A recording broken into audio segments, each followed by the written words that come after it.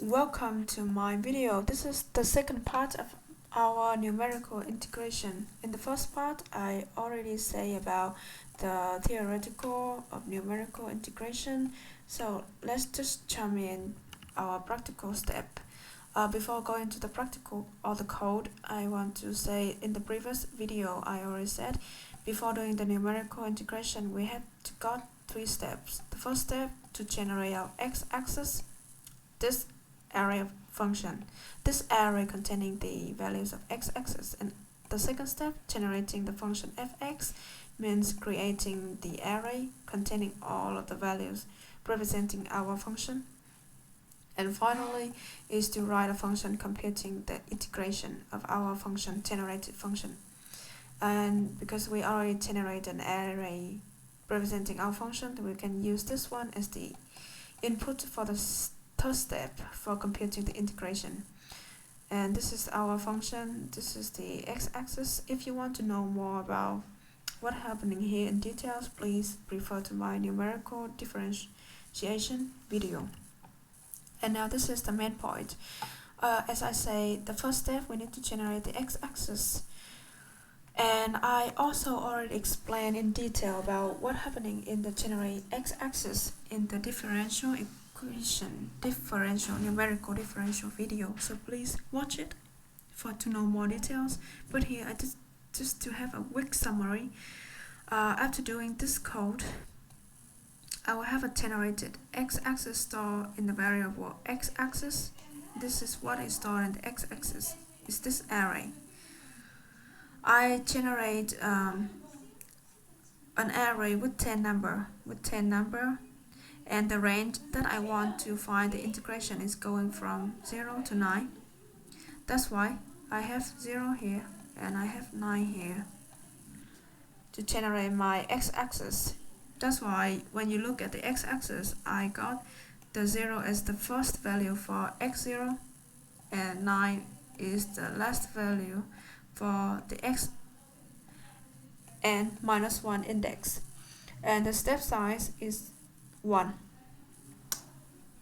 Step size is 1 means the distance between the two adjacent value of x's. So next step is the second step, generate the function fx. Generate the function fx. We need to define our f function. For the illustration purpose, I draw this blue curve, but for doing the code, I choose much easier function, which is the x square function. I choose the function for computing the integration to the x square.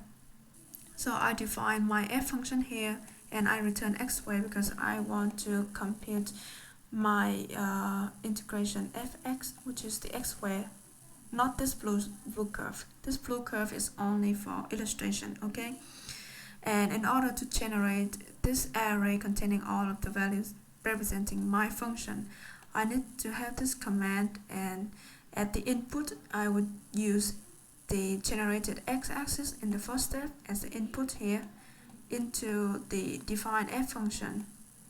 As a return, I will have the fx array containing all of the values representing my function, and I print it out here. This is the array representing my function,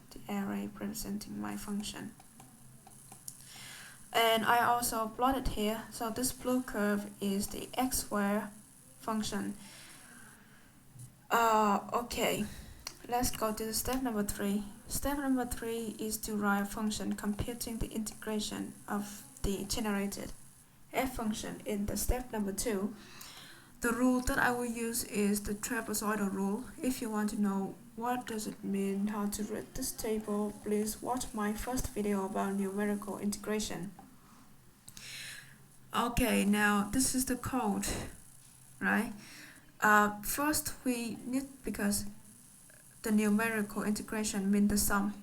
The sum means we need to have a variable to store the accumulated sum. The sum starts with value 0, and for when we go into ith term of the function fx, we'll accumulate it into our value in order to have the final sum, which is our integration result. So for the for loop, we can go along the function that we already generated, the function fx that we generated in the step 2. With this for loop, we can go through all of the values in this array. And when you pay attention to this table, instead of x6, we have the x9 because we generated 9, 10 values for the x-axis. So dot dot dot dot, and the final one is x9. So here is still 2, and dot dot dot dot dot. At our last value we have weight 1. For the common factor, as you could see here, the common factor doesn't change along the function itself. So we have defined outside the if-else condition. For here, we could read it as when the function value are not at the two endpoints of it, it's not at the first value or the last value of the function, then we have the weight equal to, as you could see, the weight here is equal to for all of the points along our function fx except the first two end of the function. Then we can compute the term.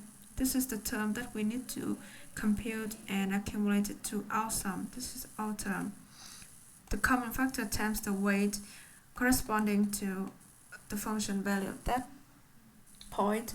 We got this term and then we accumulate it into our integration result variable. If we encounter the function at the first index or the last index, if we encounter the function at the last index or the first index, then we have the weight of them equal to 1.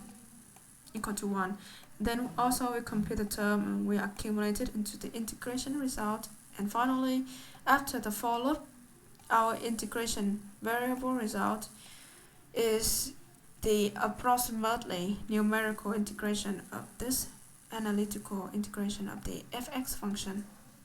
So now let's run the code. Here, this is the code. First step, generating the x-axis. This is the x-axis, store in the x-axis variable. Step 2, define the function and then generate our function fx, and this is the array representing our function, and our function is the x square. Now let's plot it. Syntax error because I missed the miss it here. Okay, now we got the plot, and then we generate the numerical integration of the fx with the trapezoidal rule. And then print out the result, and this is our result 24445. If you want to check whether this result is somehow correct or not, you could use the calculator, or you could use the supporting function SciPy integrate quad, which is another way to substitute our numerical integration in the previous 3 steps. Here, we could use the supporting function. In order to use it, we have to import it. We import the SciPy integrate as integrate. This is what we will use for the calling this one. So we use it here, and then we use the method quad. And what will be the input for the supporting function? We don't input into this integrate function our generated array representing the function, but the definition of the function only the definition of the function we input inside the supporting function. And because we want to generate the integration from the range x from 0 to 9, that's why the starting value is 0 and the last value is 9. And after that, we just print out the value generated or returned by the SciPy integrate. So let's run it and compare. Okay, it's here. Step 4, check.